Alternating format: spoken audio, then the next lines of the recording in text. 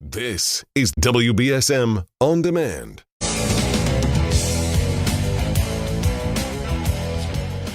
Good morning. Good morning. So happy that you have joined me. I'm Chris McCarthy. You're the audience. We'll have a great guest here, Congressman Bill Keating. He's the congressman for most of us.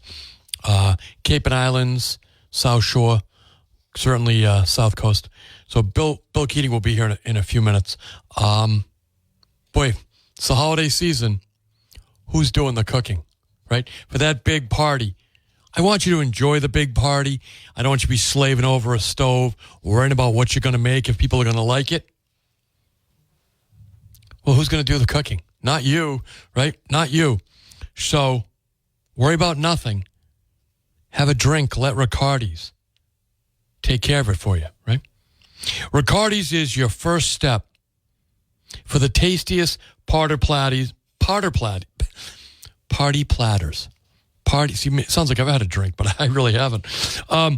Party platters, large or small, hot or cold. Folks love the food at Riccardi's, particularly the antipasto, the baked lasagna, chicken and eggplant parmesan, meatballs and sausage, and really so much more. Everything you need is at Riccardi's Italian Restaurant. They got 2 locations, conveniently located on Hathaway Road in the city of New Bedford, Riccardi's Restaurant, and right here on Sconneck Road in the town of Fairhaven. Riccardi's Italian Restaurant. They'll do the cooking for you. It's just a phone call away. When you see the Riccardi's box, you know it's going to be a great party. And best of all, you don't have to do anything more than go over and pick it up. Or tell your spouse or coworker, go pick up the food. We're going to have a great party. Riccardi's is doing the cooking. So that's a good tip from me to you. 508-996-05. We're going to be joined by Congressman Bill Keating here in a couple of minutes. Of course, Bill been in Washington a couple terms now. And we're going to ask him right off the bat, like we did with the mayor yesterday. He's a Democrat, as the mayor is. Not one of these wild-eyed AOC-type Democrats, but nonetheless a Democrat. And we'll ask him how he feels about Joe Biden pardoning his son Hunter. And does he have concerns that was the tip of the iceberg, right? 508-996-05. That's how you can get on the program. Of course, when we have the congressman on, he's calling in from Washington, D.C. We won't be able to take phone calls because I'll screw that up. That's on me. It's on me, not on the congressman. It's just that I'll drop one of the calls. So rather than doing that, we're just going to go directly to the congressman. Congressman Bill Keating. Good morning, Congressman. Thanks for joining us. Chris, thank you very much for having me on again. And I'd like to thank all your listeners, for their support and for getting out to the polls in the last election. It was really appreciated, and we've got a lot of work ahead of us. Bill, first of all, how was your Thanksgiving? Well, thanks for asking. It was very peaceful. Good. It was just my close family all together, and I must confess, the turkey I had cooked elsewhere and brought it in, because usually the cooking is my responsibility. So we did the rest, but the turkey I sent out. I didn't want to mess that up. No, I think that's important. I think a man knows what he doesn't know, right? A real man knows what he doesn't know. Well, all right, Congressman. How was yours, Chris? All right? Mine was wonderful. It was really great to celebrate with a lot of good people. Saw some family. Really good stuff. I know. And I like it. So I don't good to do hear anything from you because a few Thanksgivings ago, you were really having a hard time, and I was physically. And look at it's a miracle. We've talked about it before. Yes. And it's great to hear you. Oh, it's great to have great family, great friends, and a great community here. I make new friends every day, and I appreciate that about people. I always tell people, if you see me out in public, I'm sure this happens with you, people say, gee, is that really him? And should I go up? I say, just come up and introduce yourself, because I'm not going to do it to you. I don't introduce myself to strangers. But if I'm out there, I'm not a stranger. Come up and say hello. So, I like that, because so many people, I'll see, and they say, well, I saw you here, but I didn't want to bother you. And I said, don't bother me. It's no bother at all. It's great. Some people, it's just their personalities. I love people. I love to talk to people. I know you do. I love to talk to people even when we're trying to decide differences, and around Election Day when I went around, it was interesting. Give you one anecdote, if you will, but and it's kind of too bad. I was out in Cohasset, which is a far away part of my district from the New Bedford area, and I was talking to a group of people, and a whole group of Trump supporters there, very visible, and so I wanted to go over and say hi, sure. and talk to them, and we talked to them, and we started talking about immigration issues, and a few of them just sort of cut me off and said, oh, no, and I was I wanted to tell you about the Senate law and how it worked and why it would work. And there was one woman there that was very strong Trump supporter, too. But she said, no, stop. I want to understand. I want to see what, And so that's what we don't have enough of. And she was very attentive. And, I think I told her some things in that bill that they didn't realize, because what I try to get through with people, and again, thanks for having your show, on the immigration issue. If we're really going to discuss what's going wrong in our country on immigration, in terms of the border and security, we should zero in on the word asylum. Mm-hmm. That's the way, and I know you know this, Chris, but when people come over the border, they're not running away from these border guards. They are actually running towards them, mm-hmm. and they're going up to them and saying, we want asylum. And that's what the issue is, because we have a delay in our country. It's a broken system where the average delay on adjudicating these asylum claims is 7 years. So that means it can go 10 years, 9 years, and the people are still here. And what this bill did, among other things, it changed that to 90 days, so that when people, and these people that are making profits with, bringing people over from all parts of the world now, and profiting from it, and the other people putting their life savings just to get over here, if the word is out that this is going to be decided in 90 days, and I'm back home, the faucet of people coming over using or abusing the asylum process is shut off, and we have to do that along with, that has to be, if your roof is leaking, what do, Chris? You stop the leak first. Yes. And so I started explaining some of these things. And we had a great dialogue. And then, the woman said, I didn't understand that fully like that. And it was, so when people want to talk, getting back to where we veered off here, yes. It's an important opportunity. And it's an important opportunity, for me to hear what people are saying. So it's not enough of that. And it's hard when the district is big. Mine's about 800,000 people spread all over the place. But it's still so important. And if you do it one-on-one, it still works. I agree with that. And we're speaking with Congressman Bill Keating. And that is why I give this opportunity to all the elected officials in the area, because I've been an elected official, smaller, but you got to get your message out and encourage people to that, and encourage people to give feedback to you. You have a great staff over there, Chris Matthews, the rest of the gang at your office. And on the asylum issue, people don't understand that over 90% of the people that are seeking go back. Right. So they don't understand, that what's happening. One of the big parts of the system that's broken, because it's overwhelming when you talk about immigration. I think you and I both discussed. We need more legal immigration. We need more people for our productivity and for our country legally, and that's that is such a slow system. It can, where our office tries to help, and it can go on over a decade for families. And that's not the way it should be, too. So there are solutions out there, and politics gets in the way. No, I agree. But Congressman, you have been willing to work with the Republicans on some immigration issues when you agree with them on it. And I find that refreshing about you. You've done it in the past, and I suspect that if the bills are going the right way, you'll work with them again in this coming Congress. Well, on big issues, you need both parties. I mean, things don't end up as controversial issues in Congress by accident. They end up there because they can't be dealt with anywhere else. Mm-hmm. And so, when nothing else is working, so many of the things end up in Congress. And they seek a resolution. And if it's a big issue like this, ultimately you need both sides. Because there's people on both sides that, on more of a distant or extreme position, you're never going to get agreement with them. So you need both sides on these big issues. So you always have to, it's not just what you should do, it's your responsibility to get things done. We're speaking with Congressman Bill Keating.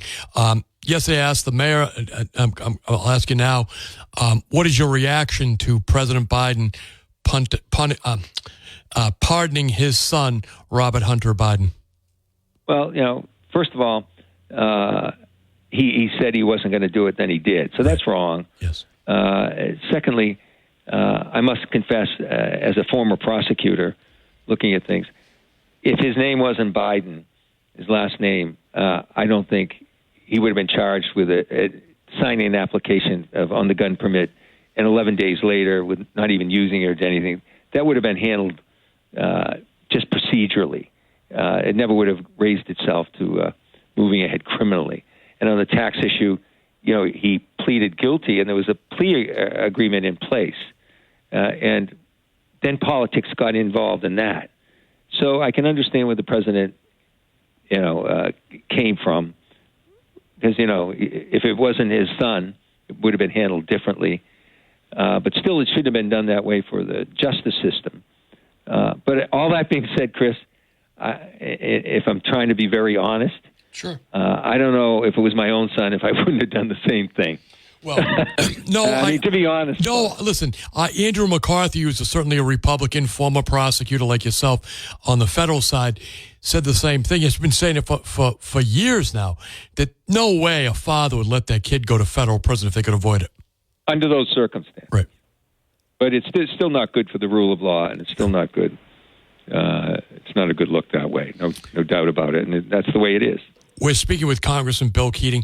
Congressman, maybe you can give us some insight. What is it like now in this lame duck session, or the incoming House of Representatives who's coming in, the leadership fights, Democrat and Republican? What is the mood down there in Washington? How do you think you're going to make out with the new Congress? Well, the two committees that I've served, so long on, Armed Services and Foreign Affairs, are the most bipartisan committees. So. Right. When we have a divided government, as we do now, and so razor-thin majority, the way we do now, it's good to be if you want to get things done, on those committees. It's not the reason I'm on them, but I'm glad I'm on them during times like this, because you can still work with your colleagues. You have to on those two issues, on those two committees. But it's razor-thin. I think the closest in history now. And it could have gone either way. And there's people being nominated for cabinet positions that are members, and there'll be open seats for different periods of time. People get sick. People have difficulties in their life, their real life, with their families. And all those things usually are just part of what's going on. But when it's razor thin like this, it'll have an impact. So, what I think the debt ceiling vote, which is, again, there's a lot of misunderstanding about what the debt ceiling vote is all about. But that vote, the vote to fund government, the basic big votes, with such a razor-thin majority, over the last few years, there's members on the Republican side that won't vote for the way the majority of the Republican Party wants them to vote even, because they're more extreme. So what's happened in the past is they'll need bipartisan support to get that done, as we have at those moments, especially funding government and those issues. We're speaking with Congressman Bill Keating. He represents the greater New Bedford area, the Cape and the Islands, the South Shore, and he's a friend of the program. So on the leadership side for the Democrats, what's happening over there? What do you think will happen? Well, we're going to have, on the House side, Hakeem Jeffries will be, again, the leader. People like what he's done. As a matter of fact, you saw in this whole campaign, you didn't see him being the target of all these, negative ads. People generally like him, and he's a very thoughtful listener. And so I think he's going to get great support again. No one is contesting that. There are some committees, important committees, where we've had very senior members, and they've either been sick or they're past their prime. And on the Democratic side, you've seen some of the younger, relatively younger, I guess it's a different term, people come in. And so, for instance, we've had 3 committees where you're seeing a turnover from the incumbent person that was, on our side, that was really, that was in charge of the committee. So we're seeing some of that, which doesn't happen all the time. But I think it's overdue.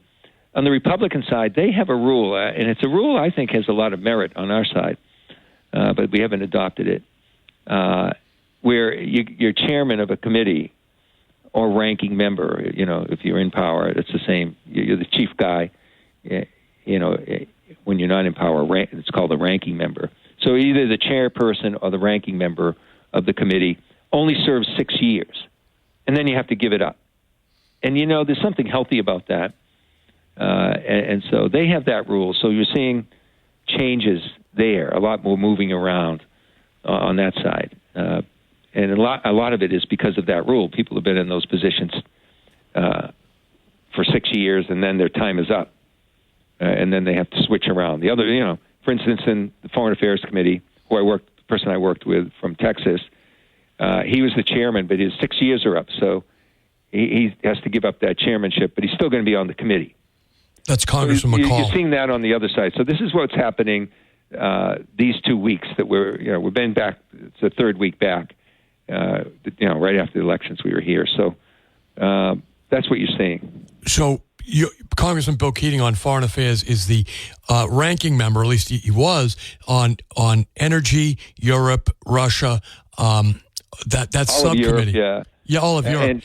So who will be the Republican counterpart to you, and you'll retain that ranking members? It's the same person that I worked with. That's what he wants, and I think he's in a position to get it from New Jersey. His dad was the governor of New Jersey, Tom Keane. Tom Keane, yeah. And we worked together. We're a better example of 2 people in those leadership positions working together. And then the full committee, if you take away the waived people, I'm actually the second on the full committee on foreign affairs now. So, and then have moved up because of a lot of people. We had 3 Democratic members of the Armed Services Committee are now, senators-elect. Ah. So there's a lot of movement in that committee, and I've moved up further on that. So that's better for the district. Armed Services, a powerful committee. I moved up, on both committees. So it's hopefully it's something that will help not just our country, but also at the district level. And it has from time to time. We're speaking with Congressman Bill Keating. Congressman, Ukrainian aid, you and I have been talking about this since back in the Trump first administration, about sending weapons to the Ukraine and how important that is. But there are serious implications. What do you think is the appetite going forward to continue military aid to the freedom fighters in the Ukraine?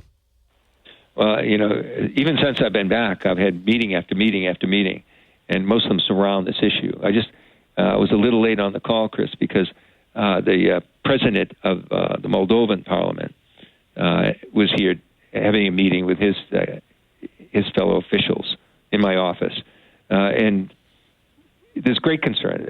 Your listeners might say, well, what do we care about Moldova? Well, Moldova has just made a dramatic step for the first time in their history, where they had 2 years now and a re-election of a Democratic, elected president, and they've moved forward. And they're standing up against Russia. They're right on the border. In fact, part of their territory, Transnistria, is Russian controlled, so that they're pawns to the Russians. There was great threats to their energy, and there's great threats to their security, but there's sort of courageous people that are standing up. But the Ukrainians are off the charts in terms of their courage. And right now, my take of the situation in the Cliff Notes version, Putin has no incentive to get to the table. He's making incremental gains on the ground, and he doesn't care how many of his people they kill. Now, you follow wars, I know, but think of these numbers, Chris. In the 2 years since his massive invasion, Russians have had 600,000 casualties and over 200,000 of their soldiers killed just in that period. He doesn't care how many people he sends to the front lines to have them slaughtered. And as you know, Russia has more. They have more people than Ukraine. Right. So they are just attriting, all these people, and it's amazing. He took the people from the rural areas, he being Putin, and he stayed away from the Moscow areas. And he you followed this. He's let the prisoners out, giving people clemency if they'll go on the front line. Of course, most of them would get killed. Right. But so he's making these, like almost World War I kind of, battles by attrition, just grinding it out, and he doesn't care if he's sacrificing so many of his people. So they're making these incremental gains, and at the same time, they're just blasting all their power, and utilities, their infrastructure, just repeatedly, and also doing terrorist things where they will target civilian areas to create terror within the population. So it's a very difficult stage for Ukraine right now. And, what's at stake for the U.S.? Just enormously. If you believe and go back to the World War II and the period subsequent to that, where we have worked with our European allies to create the greatest coalition ever in the history of modern times, the greatest period of peace and prosperity, the groups, this is all at stake right now. And Putin has made some miscalculations, thinking he'd roll over Ukraine. He thought he'd divide NATO. In fact, Finland and Sweden have now joined NATO, something unheard of. Sweden has stayed out of World War II even, but now they're involved. And so we're seeing this all ramp up. And Ukraine's in a tough spot now, but we've got to get Putin to the table. And he doesn't want to at this stage, and that's where we're at. We have to. I met with the German foreign and security minister this morning, and they're ramping up their payments right now. Something that America's wanted them to do for some time. So they've already hit their what they had to. Now they have to go beyond it.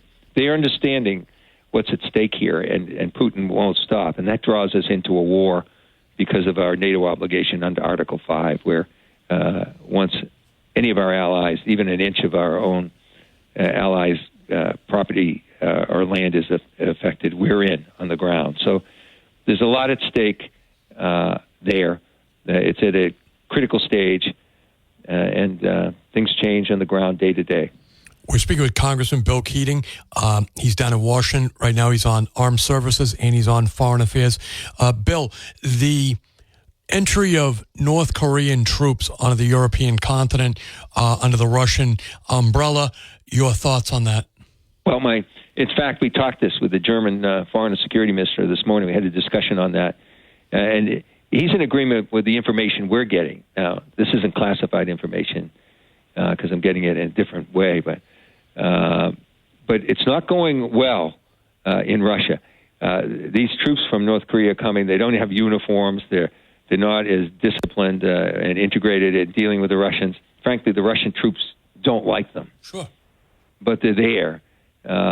What's really disturbing is not the troops themselves, because that's, as I said, is not going too well, but the alliance with North Korea, right.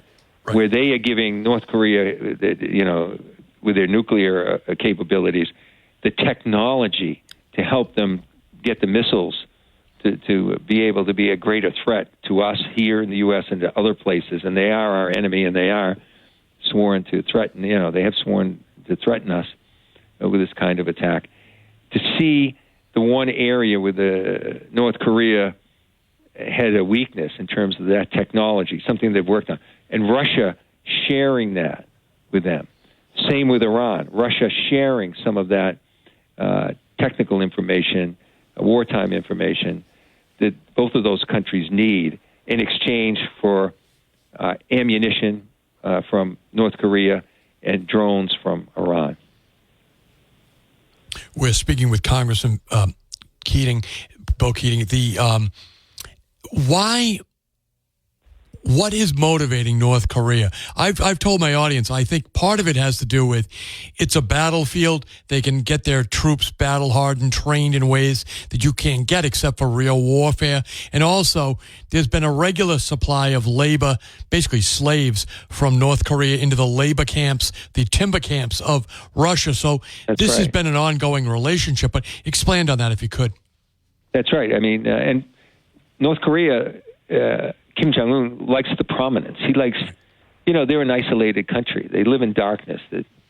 At night, if you flew over, you would see it's dark. I mean, it's their country. And to have that ability at the grand stage of having an ally like Russia raises Kim Jong-un's status in his own mind forward. But they also are benefiting, the way I said, because of this sharing of technological, especially defense technology, information with them that Russia has.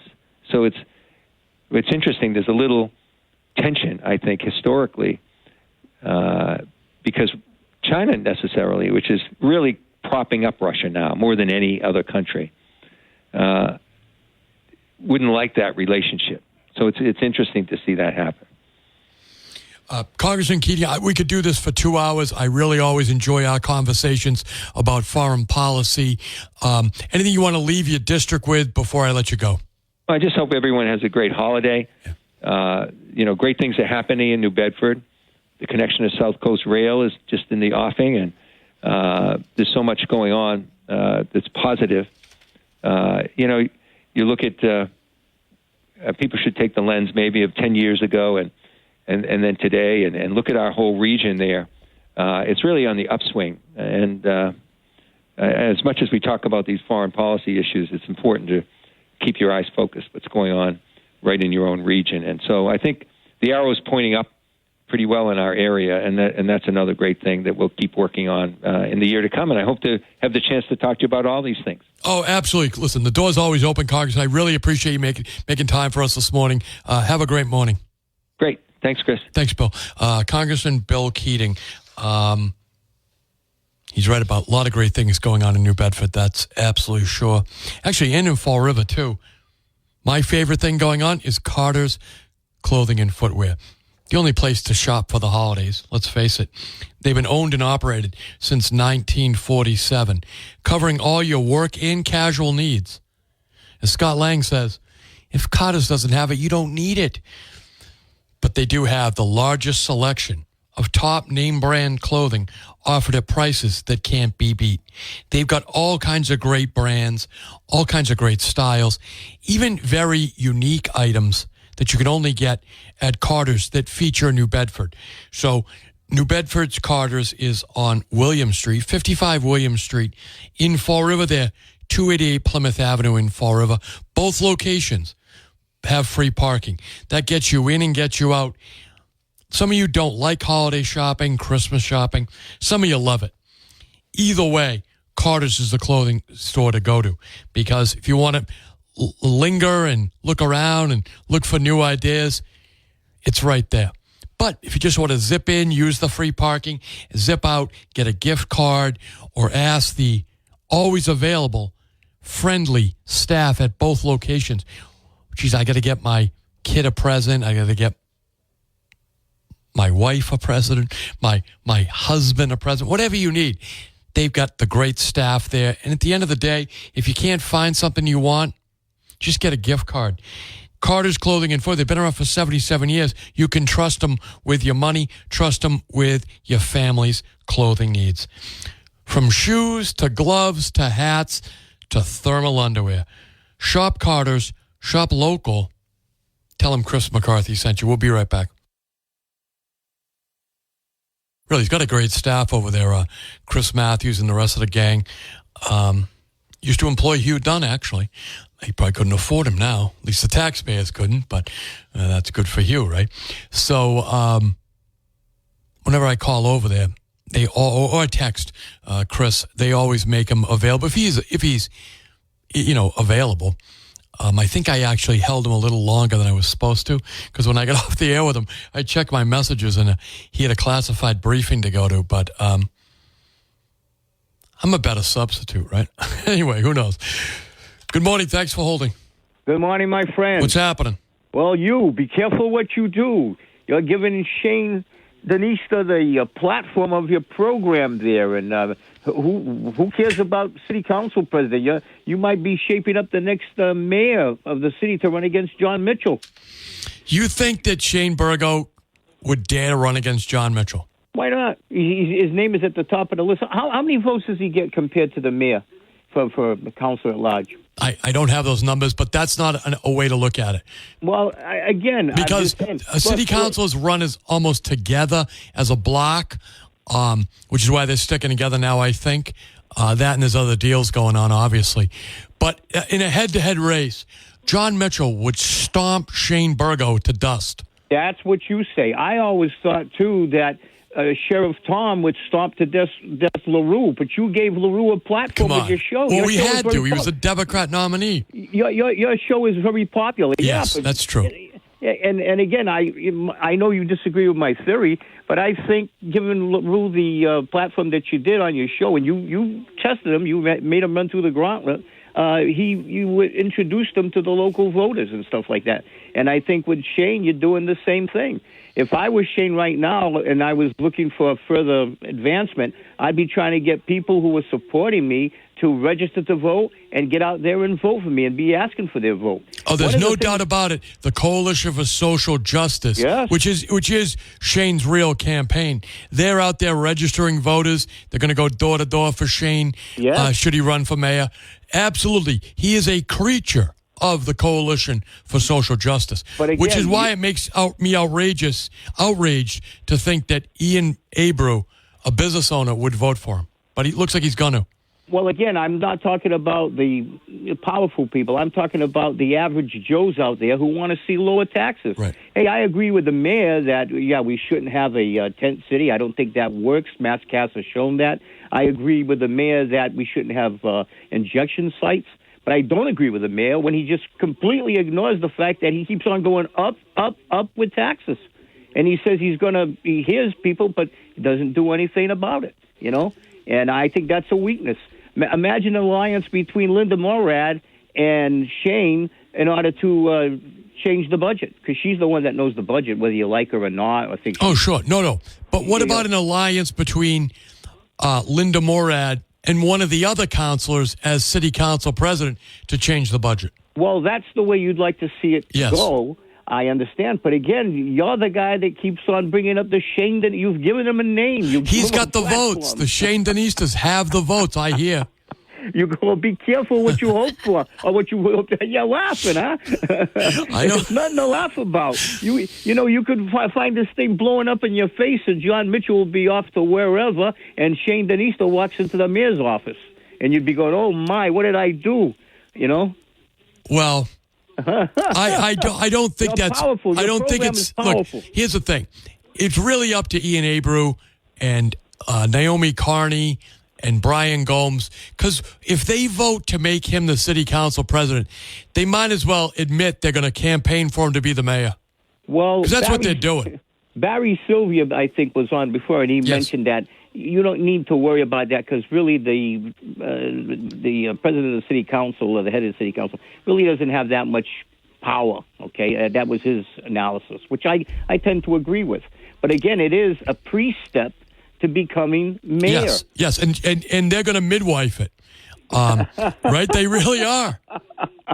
Well, again, what deals have they made that we don't know about? I think you're assisting as a doctor on the side and with bringing it up. Don't bring it up. You know, we cannot hide from our problems.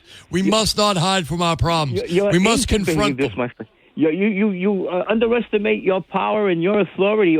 You are the media. Standard Times is dead. It's you.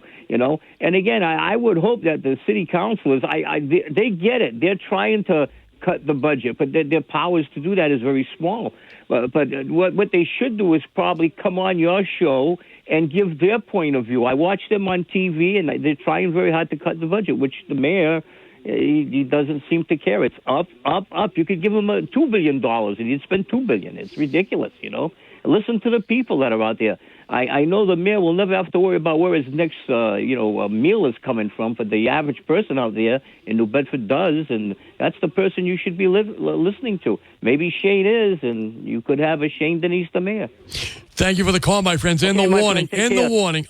Listen, I take that gentleman. I take all your calls very seriously, but that gentleman is a good caller, and he pays attention to what's going on in the city.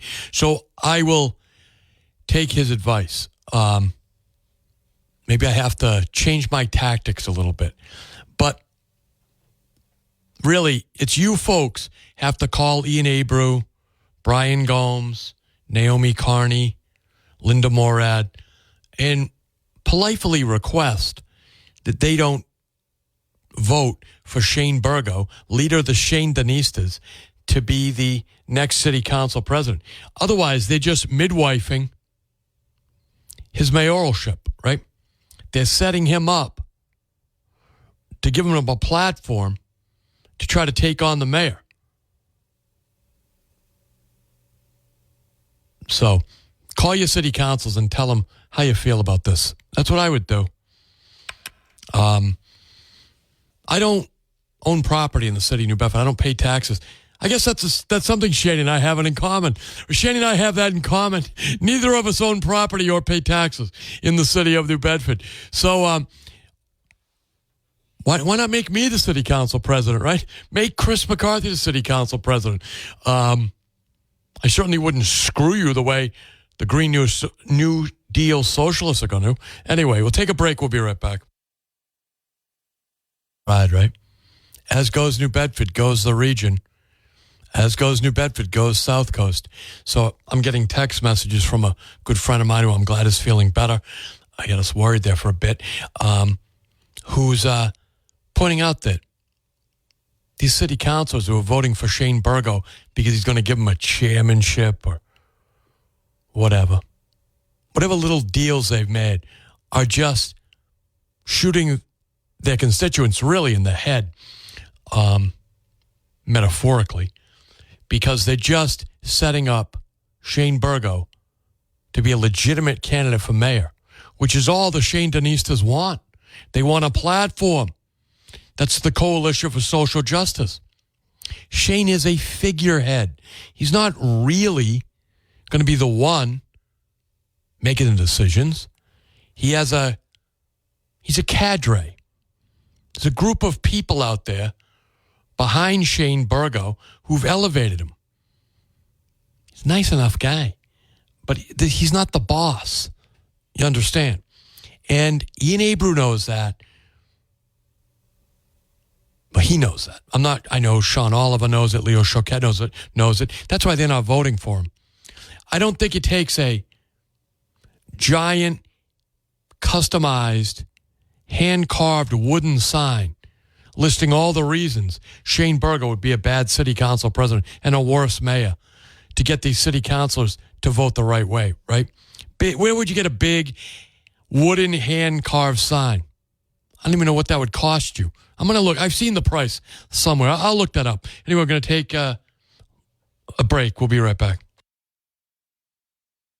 city councils are going to be saying when they run into Mayor Burgo, right? Geez, I never should have voted for that guy for city council president. I made a mistake. He's an old mistake, right? Made an old mistake today walking down the street. Didn't want to be mean about it, but I didn't have one good word to say. That could be Brian Gomes, Naomi Carney, Linda Morad, Ian Abreu. Anyway, folks, what I may do is invite the police union leadership in to see what their opinion is about electing a defund the police candidate to the city council president, maybe some e-board members. I know the new union leadership is going to take over. Congratulations, Lorenzo Gonzalez, in January.